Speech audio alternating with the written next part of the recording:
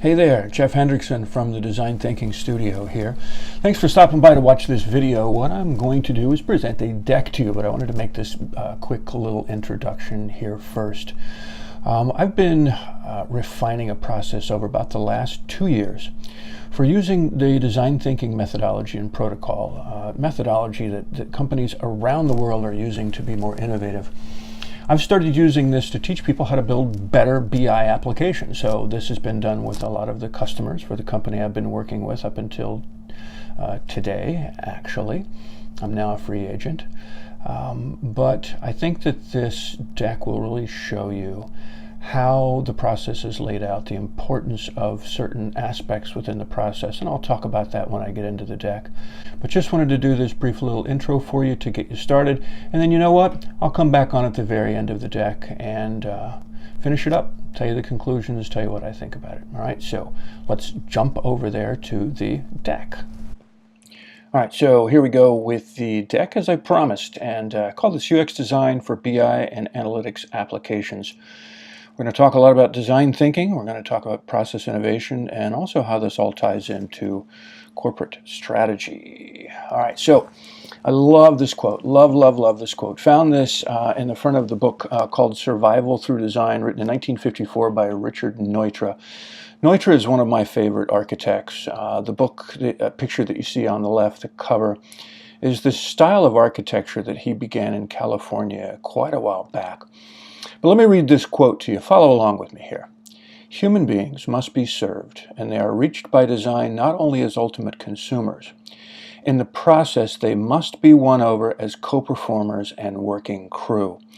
To me, that's beautiful. To me, that beautifully explains what we do when we use a design thinking practice, methodology, protocol, however you want to look at it.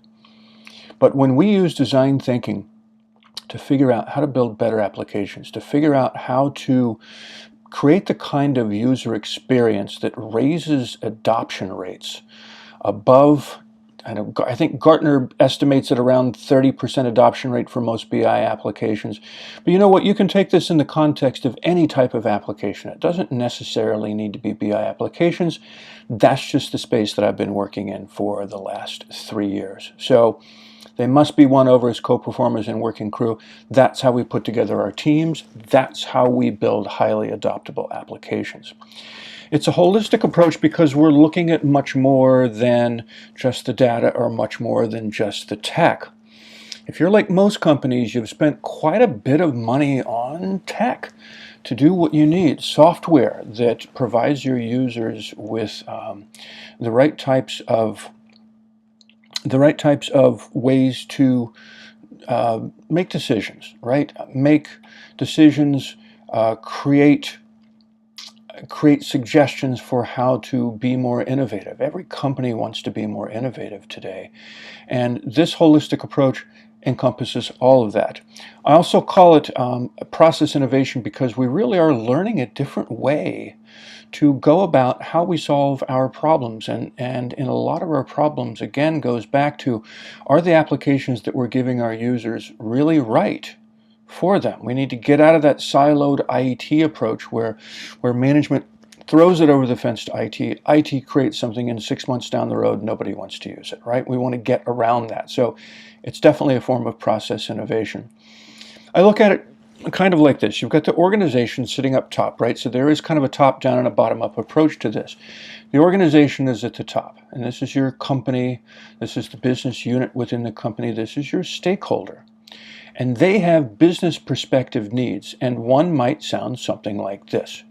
We need to make it easier for the company to expand into XYZ market in the next quarter, right? That's what management is saying. That's the business perspective needs. Now this is going to come down to the individual. So this is the user, and the user has what I call execution needs. All right, and they're hearing this request now too about making it easier to expand into a market. The way they're going to turn this around is they're going to say, okay, cool. Again, if we're talking in the BI space, we need a BI application that allows us to gain insight and make quicker, more reliable decisions, right? So these are the user execution needs, and where they come together is where you get that sweet spot. This is where the company, this is where the business unit and the stakeholder understand the needs of those individual users who are going to be doing the work. It also works in the reverse, right? And that the user really has to understand the goals and the challenges of the organization as a whole. This, to me, is where real growth, success, and innovation come in. So UX and design thinking programs are driving culture, right? Companies are using design thinking worldwide. Companies are embracing the power of a true US practice worldwide to drive culture and to innovation. One of the other ways that I look at this, and I've been presenting this to a lot of companies across the United States for about the last year and a half to 2 years, recording this on December 15th, 2017. So if you see this a little bit later, you know. But we need more of this type of a balance. We need more of a balance between people and tech. It can't just be tech heavy.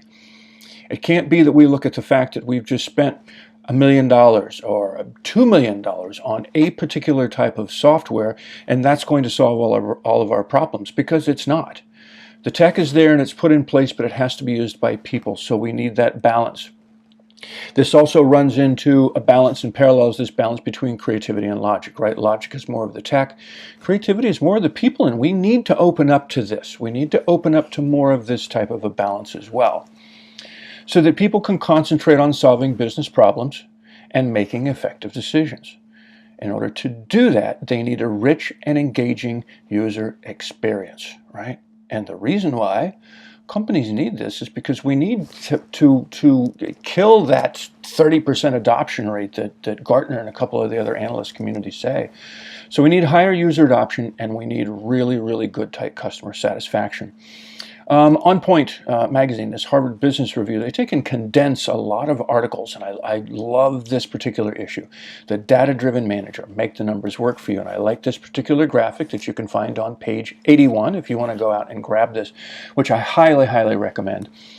And this is the difference between a traditional IT project and an analytics or big data project, right? Traditional project management runs a certain way. There are defined desired outcomes. You implement plans, you redesign work processes. But over on the other side, which is where we really get into and how we teach and run the workshops that I've been developing.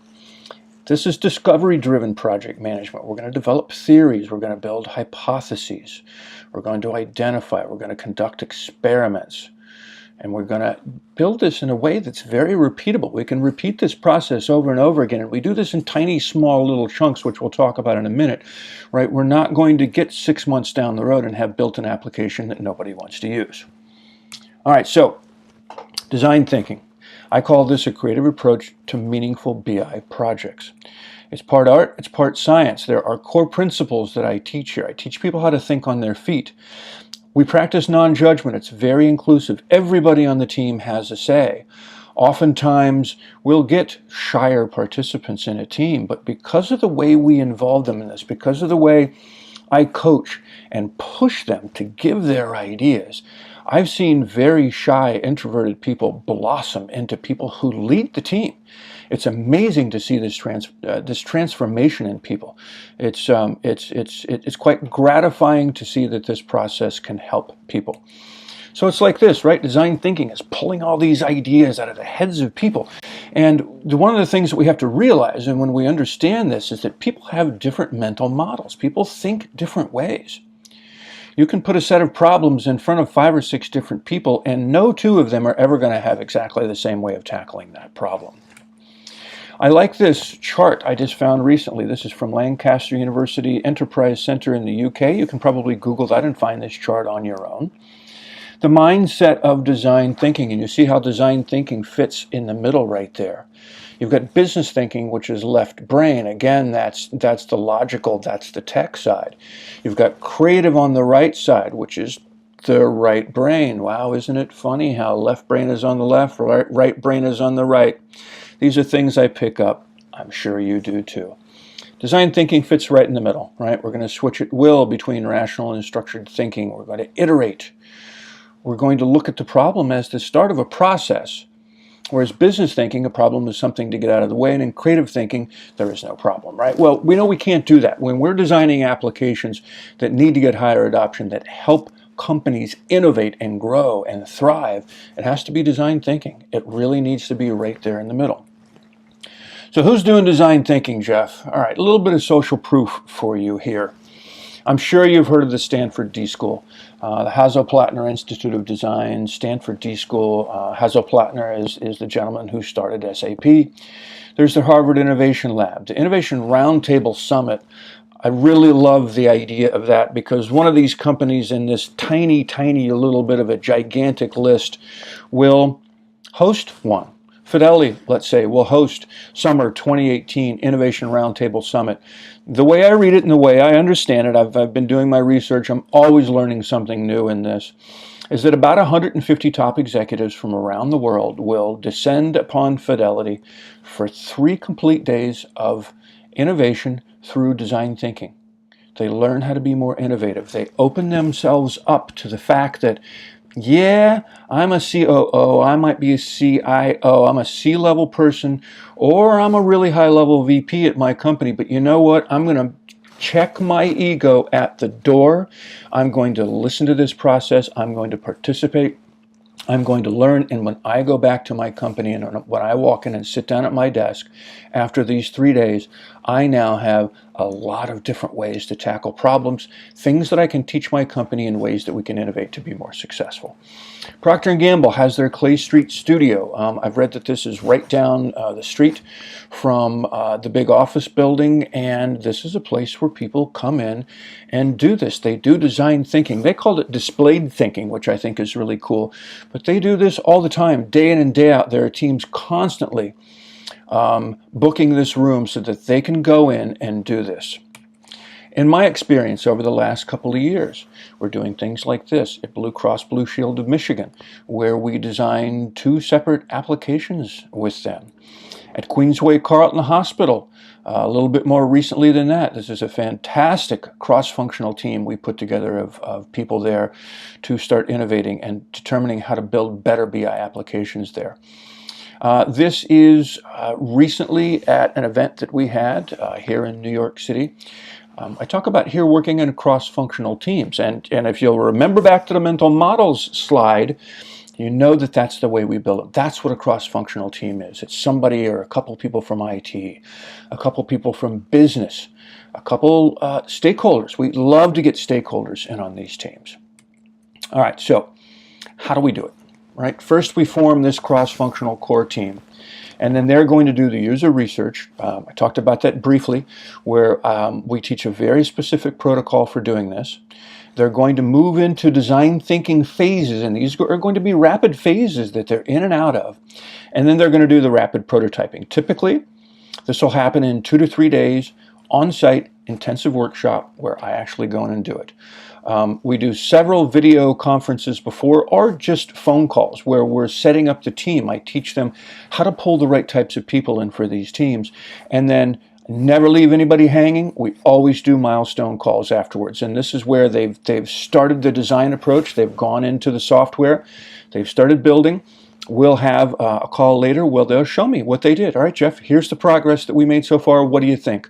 Cool. You might want to tweak that. You might want to do this. Think about it this way. Or, wow, fantastic job. Way to go. What do your users think? Yeah, man, this is all thumbs up. This has all been green lighted by the users. We're flying. And that's a fantastic way to do it. So it looks kind of like this, right? It's a collaborative methodology.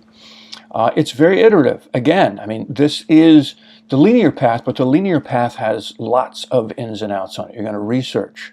You're going to define. You want to use empathy to understand the real pains, needs, and challenges of your users. They're going to give you feedback. You're going to present, right? You're going to go to them and you're going to say, okay, based on what we've heard so far, we think that this type of an application might be great, but this is just going to be a wireframe. This is going to be a low-res wireframe where you go back and you're starting to vet your ideas and you want them to give you that feedback, all right? So a little bit more involved in that, but essentially that's it. The most impact I want to make on you today is this, is that a UX design team defines the focus, right? Because we're doing the research the way we are, we're finding the focus that we need for how we build these applications. We're also going to find the outliers. And case in point is that very, very recently we did this with a hospital, and one of the unit managers thought completely differently about his job than everybody else did, but this was an application for unit managers. So we had to go back to the stakeholders, we had to tweak a few things, we had to take a look at the project expectations, and we had to broaden them just a little bit so that we made sure that we were also designing for this one unit manager who thought just a little bit differently. And why do we do all this, right? Why are we doing this? Unfortunately, some people think that this is going to take a lot of time and that it's going to burn hours for people that they need at a desk doing things. Couldn't be further from the truth, though. We're going to have an application that everybody has given thumbs up to, given the green light to, and you know why we want to do this? Is so that we stop wasting time and money building the wrong thing. And I will stand in front of a room full of 400 people in presentations that I do, and when I show this slide, half the audience, half the room are bobbing their heads up and down. Yep, Jeff, this happens to us all the time. We think we're doing the right thing, we're not doing the right thing. Nobody wants to use what we build. We burned a lot of time and money. Well, this process eliminates that. Forrester even says it. In order to succeed quickly, learn how to fail quickly. And because this is a very iterative process, we are moving back and forth. We're putting some ideas in place. We're going back and we're saying, here are our ideas. What do you think? Yeah, cool idea. Now that I see it this way, you know what? If you gave me a chart that had this data in it, that would give me a much bigger picture and I could make my decisions more quickly. Cool. We can do that for you. You know what? Mistakes are okay, right? I never want to be afraid of making mistakes in here because we're not making million-dollar mistakes, right? Million-dollar mistakes are when we've gone 7-8 months down the road and we've got an application that nobody wants to use. So how do we do it? We've got content strategy and then we've got a design execution. Content strategy is job one all the time. I don't know how to stress that anymore, but this is job number one because it defines the design execution, right? Take that content out of that circuit. If you understand anything about circuits, you can push that button as many times as you want. That light bulb will never come on. Content has to be there. It has to be relevant content, right? It's just not any content. It's relevant content. Has to be there. I love these couple of parts here from Hyper, a great book on business intelligence that I picked up not too long ago, forward by Boris Evelson. You've probably heard of him if you know the analyst community, and I actually quoted Forrester just a minute ago. I really love these. Principle number 2, value creation is the result of effective decision making. Now let's take that down to principle number 3, effective decision making requires the right information. That's content. That is what we dig into. That's what we do our user research on to try to find out. So this is our content strategy, right? What KPIs do you need? What key performance indicators really help you do your job better? Is it sales comps? Are there quality measures? If we're working in hospitals, there's always that scorecard. There are always the quality measures. How are our customer satisfaction surveys? What can we do to increase that? What can we do to decrease missed meds, right? I've spent a little bit of time in hospitals. We're looking at downtime. We're looking at inventory. We're looking at performance. And charts and reports are in that different color there because they are the crossover between the content strategy and the design strategy and the execution, right? So design execution, we're going to be either into dashboards or some sort of informational applications. At Information Builders, they've actually trademarked info apps. In a lot of places where we've done this work, we've actually done some mashups where we've done a very high-level overview dashboard, but then we'll build these informational applications behind that so that people can really get in and do the analytics. Just some really, really quick ideas about what those look like. This could be one way to build a new dashboard. This could be another way to build an information application.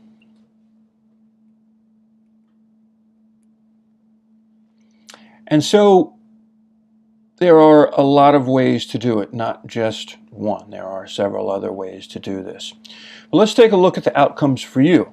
If you're in this, if you, for instance, would engage me and my team to come in and do this with you, or if you're looking for somebody to come in and run this type of a process at your company, here's what those outcomes are going to be.